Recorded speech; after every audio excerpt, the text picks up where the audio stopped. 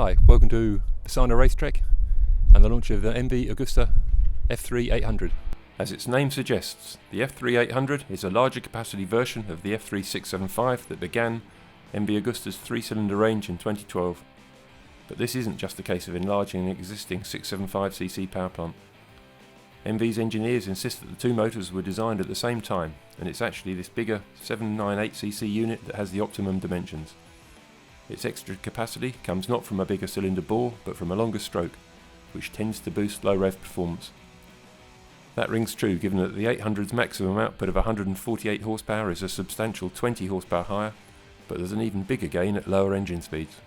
MV didn't change the styling, and why should they? Because the F3 is beautiful, with some gorgeous details including the exhaust 3 curved silencers. They have put a lot of effort into refining the F3's much criticised ride-by-wire injection system, which as before incorporates 4 riding modes. Even riding down the Misano pit lane and onto the track, it's clear that low rev running and throttle response are improved. One bonus of MV's engine management system is that it's upgradable for free, almost like a mobile phone. Owners of older F3s would do well to make sure they visited their dealer for the latest software, because fueling is definitely better. Throttle response is still very quick in the sporty modes, but I didn't find it snatchy. And the 800's extra mid-range performance definitely makes it easier to ride than the 675. Whereas the smaller engine doesn't really come alive until 9,500 RPM, the 800 is pulling hard by 8,000 RPM, heading towards a top speed of over 160 miles an hour. Peak power comes at 13,000 rather than the 14,500 of the 675. The extra flexibility was useful at Misano, and it will be an even bigger benefit on the road.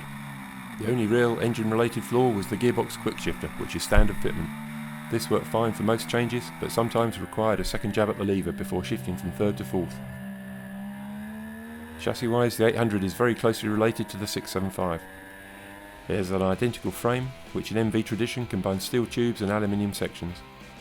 The Marzocchi forks and Sachs rear shocks damping settings are slightly firmer to cope with the extra power of both the engine and the front brake, which is updated with Brembo's monoblock calipers.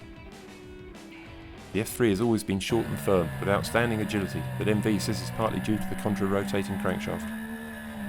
The 800 steers with fantastic ease and precision, especially in chicanes where it changes direction very quickly. But when I did this clumsily one time, the MV wobbled violently enough to make me think a steering damper would be a very good idea. The firm suspension was fine for my quite heavy weight, and the bike steered even more quickly after I'd added an extra turn of preload to the Sachs shock. Some lighter riders found the Marzocchi forks a bit stiff, but there's plenty of potential for fine-tuning.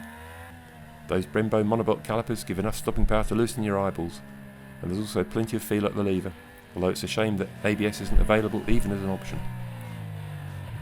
So there's still a bit of work to do for MV's engineers, but they're definitely moving in the right direction, and I reckon this is their best bike yet. The F3 800 is beautiful, sweet handling and seriously fast. Okay, by middleweight standards it's expensive, costing as much as some open class machines. But if you think of it as an exotic Italian superbike with that legendary MV Agusta badge on the tank, then it seems like pretty good value too.